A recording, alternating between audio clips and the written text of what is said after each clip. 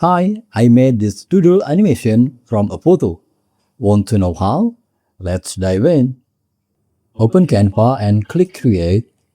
You can type here YouTube thumbnail, and because it's already here, I will click it. Upload your photo. I will just drag it from my computer here. And then go to Edit.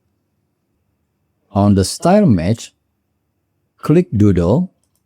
Please wait while Canva processing it. Now we have the Doodle version.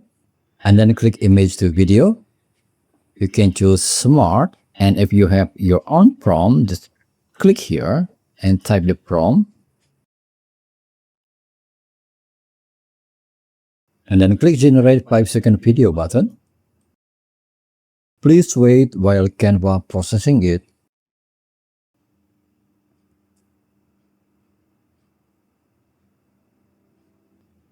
Alright, so now we have it. And about the size, you can choose any size that you want.